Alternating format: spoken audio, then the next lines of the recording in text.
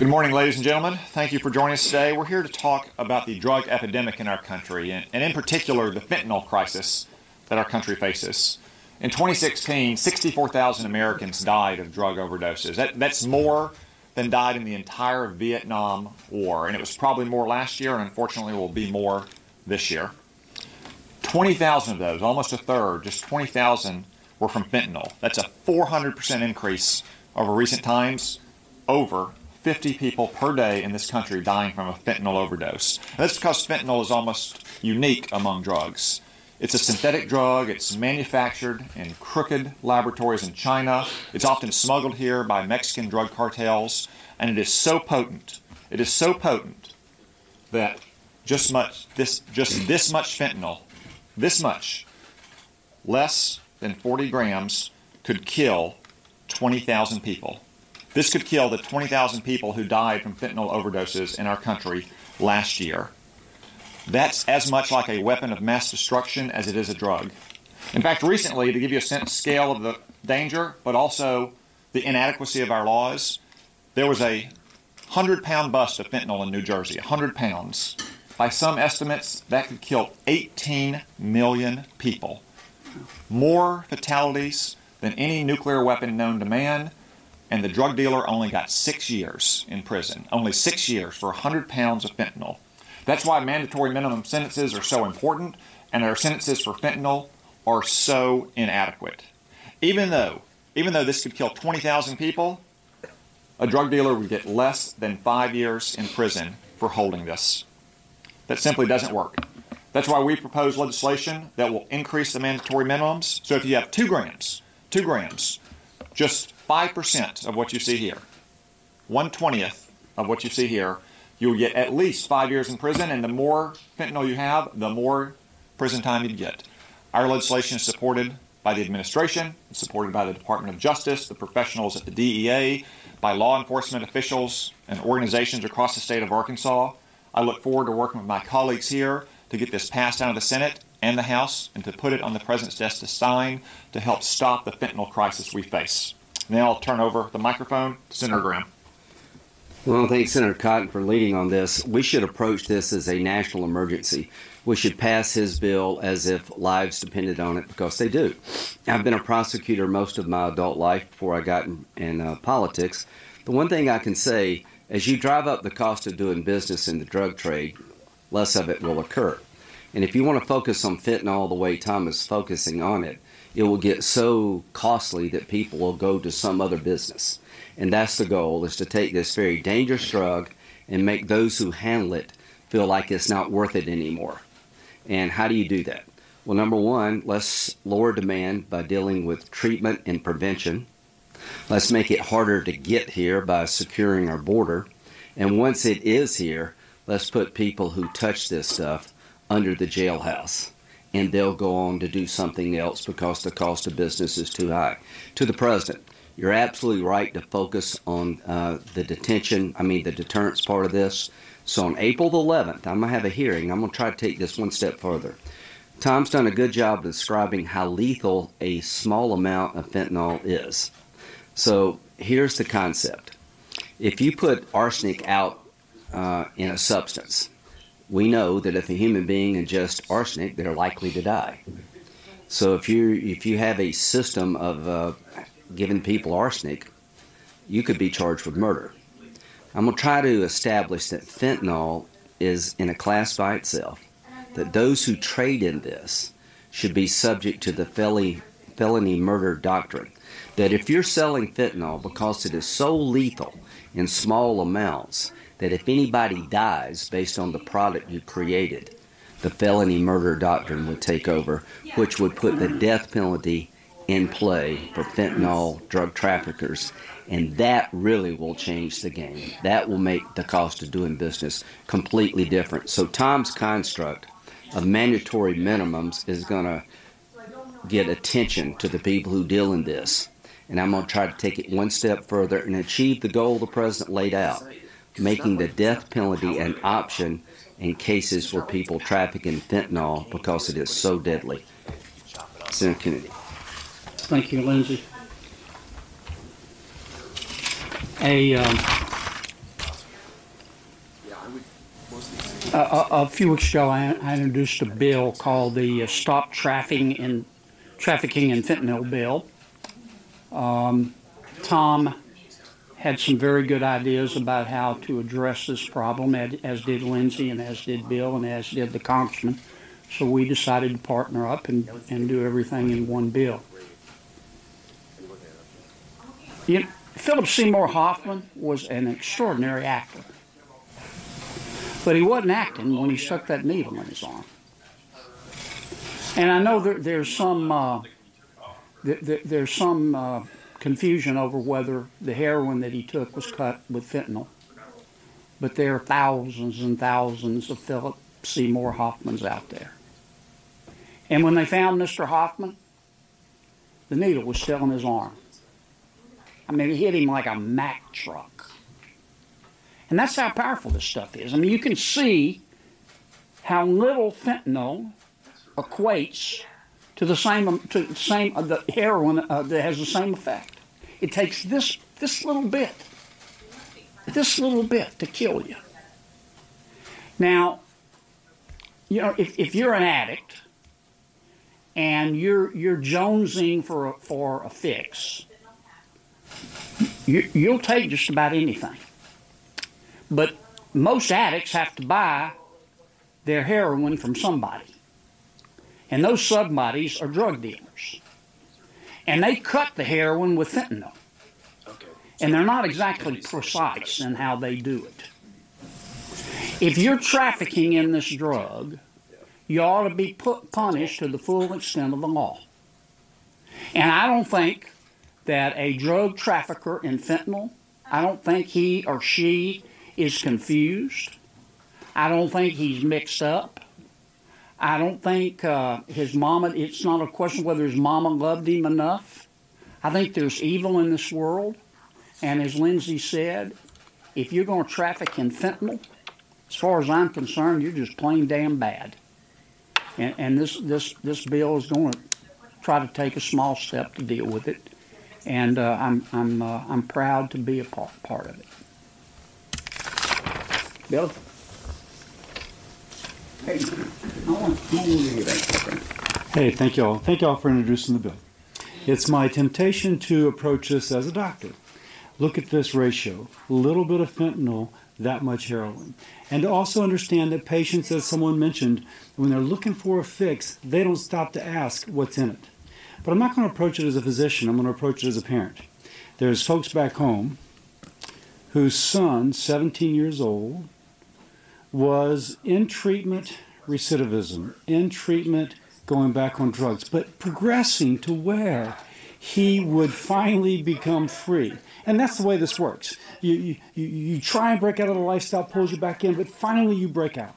He was in this cycle, and they were very hopeful, very hopeful. He comes out of treatment, his friends grab him, they give him drugs, this time laced with fentanyl, and their 17-year-old is dead. Now, there's many things we need to do to prevent that tragedy, but it's a tragedy which is increasingly playing out across our country. This is one of the things that we can do. It's not the end of it. It's not the only thing, but it is a significant thing. That whoever supplied the fentanyl to this young man would understand that there was going to be a higher price to pay. That whoever he or she was would perhaps have a second thought before they tempt him out of treatment. Let's face it, they're losing a market. They want to keep him hooked. And if they keep him hooked and he dies, then their life is over too. Maybe not literally, but prison term, a longer prison term is part of that. And so if we approach this not as members of the House or the Senate, not as physicians, not as prosecutors, you name it, but as parents, I think we should favor this for the hope that there would be another 17-year-old or 16-year-old or 15-year-old whose life would be saved because of it.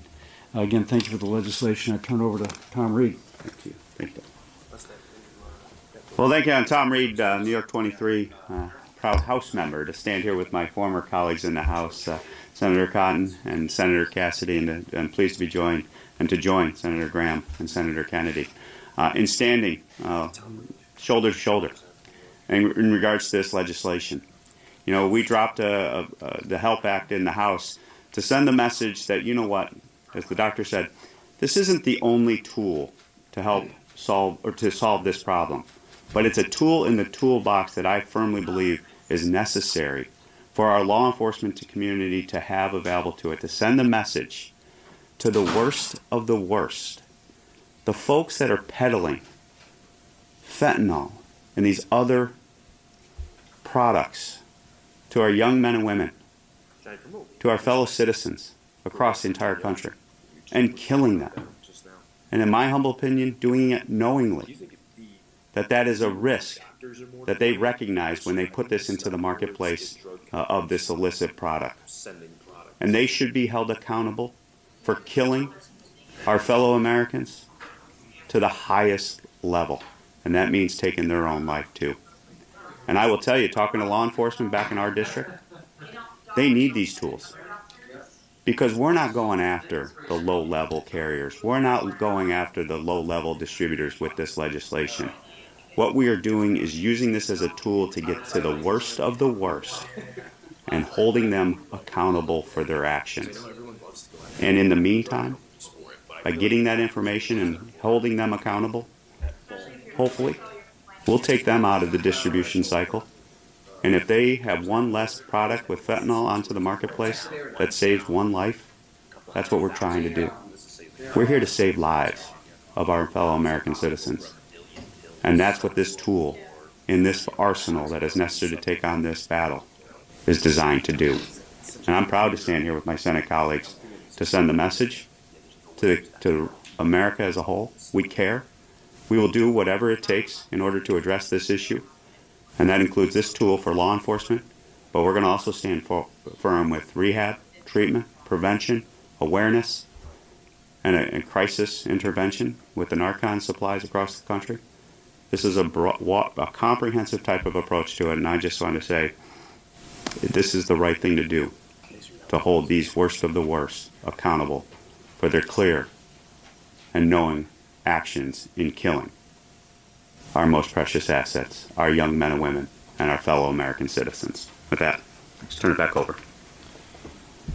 We'll entertain your questions now. Tom Howell, Washington Times. Just want to know, the principle, the deterrent principle is clear, but can you point to any evidence or proof from history that this will in fact be a deterrent for dealers who are largely motivated by quick profit?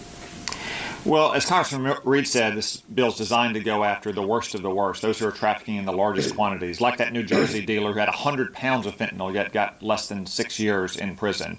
That filters down through the drug distribution network, though. Again, because fentanyl is so potent, because opioids are so addictive, someone who is trafficking in only 2 grams of it could kill 20,000 people, and yet today they'd get virtually no time in prison at all. So they need to think about what they're trafficking in. That doesn't mean they're going to stop trafficking in drugs entirely, but at least it may mean that they're going to stop trafficking in this most deadly kind of drug that is killing so many of our fellow citizens.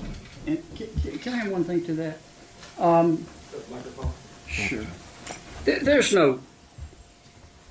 I mean, people have a multitude of reasons for doing what they do, but a lot of these people that traffic in fentanyl, I'm going to say it again, they're not emotionally disturbed or mixed up or confused. They know exactly what they're doing. They're just plain damn bad. And a lot of them are very intelligent. And if you make it clear that if you cut your heroin with fentanyl and you get caught, then you're going to go away a long time. And I think it will make a lot of them think twice and say, maybe we better stop doing this. You sure aren't going to motivate them by pleading to their conscience. You're going to have to motivate them. I think people will respond to this respond to incentives, and this is a pretty big incentive here. It says, you know, if you traffic the fentanyl and you cut the heroin with fentanyl and you get caught, we're going to dig a hole under the jail and put you there, and you're going to stay in it a long time. A lot of this is coming from China. How much of this is the U.S. government having to deal with them. Well, Tom's got a provision in the bill to deal with that. So our legislation also gives the Postal Service more authorities to go after fentanyl that's being shipped directly in from China, but it's also coming in through Mexico as well, where they don't face that kind of interdiction by U.S. authorities, and then the traditional Mexican cartel routes can just get it in through the United States across our border and then spread out through communities across the country. The New Jersey example you mentioned, was that manufactured here? That was a state law example, but the principle still holds that as a matter of federal law, the federal law has not kept up with the crisis. Again, as Senator Kennedy said, this may not stop all drug dealing, may not even stop heroin and other opioid dealing, but fentanyl is so deadly that it is different in kind. It's not a different in degree, and we need to take every step we can to get fentanyl off our streets, whatever happens to other drugs. I mean, Lacey's right. If I walk into a Winn-Dixie, to a grocery store, and I replace a 6-pack of Bud Light with a 6-pack of battery acid light in the same can, just to see what happens. Somebody drinks it and dies. I'm going to get life. I'm probably going to get the death penalty. I don't understand the difference. Rachel with the Hill. I'm curious. So the bill raises mandatory minimum for fentanyl, but what does it do in relation to the death penalty for drug traffickers? That's different than... So I agree with Senator Graham. I agree with the President that the death penalty should be on the table for people who traffic in this worst kind of drug. The Attorney General yesterday released guidelines to U.S. attorneys encouraging to use the Kingpin statute, which they already can use to seek the federal death penalty. I would encourage state prosecutors to use their felony murder laws to seek it under the state law. And as Senator Graham said, he's going to have hearings, and then I look forward to working with him on federal legislation that will make it easier for the federal prosecutors to use the federal felony murder rules to seek the death penalty for these kind of drug traffickers. And what we're trying to do is make an argument that the lethality of the drug, the natural consequence of putting fentanyl in heroin because it's so lethal, is that somebody's going to die. So if a bunch of us rob a bank, we didn't go in intending to kill anybody, but if one person kills somebody in a bank, everybody in the mob, the bank robbery group, can be held accountable for felony murder because it's such a dangerous activity. So what we're trying to do with Tom's legislation is make the market forces change. Right now, the upside of dealing in fentanyl from a drug dealer's point of view is pretty good.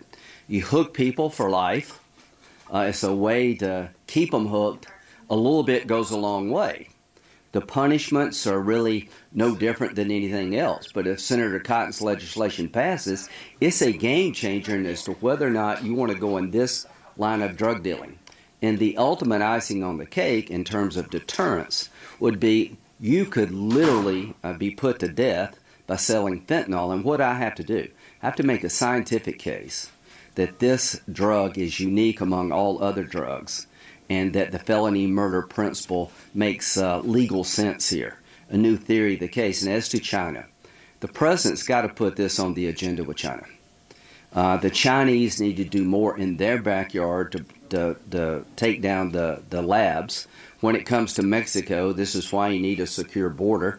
But we need to start coordinating with our Mexican law enforcement partners and making the cost of doing business in Mexico go up, make the cost of doing business in China go up. One thing I'd say about a Chinese drug manufacturer and fentanyl, if the Chinese government really got serious, the death penalty definitely applies there.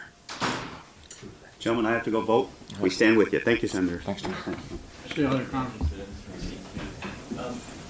Since the quantity of fentanyl can be so small, some people on the supply chain might not even know that their heroin is cut with fentanyl. Would your proposal affect people who aren't aware? To step back for a moment, that's just to Senator Graham's point. It's not just that it's so potent, but it's also that it's so concentrated. So it poses a unique risk in a way that other drugs do not. But no, like all drug laws, you're responsible for what you're carrying and what you're selling. And then that has the deterrent effect of making it less likely that you're going to deal with anyone at any point in the drug distribution chain that is used in the past or still is using fentanyl, and makes you less likely to traffic any other drugs that might be cut with fentanyl. There's been a movement away from mandatory minimums. Yes. So could this be an exchange? Give us as part of the broader bill? Well, so mandatory minimums that came out of the 80s and 90s, 3 strikes, you're out. It's basically taking people in urban and rural areas who are more likely to engage with law enforcement and have large sentences for relatively minor offenses that accumulate over time.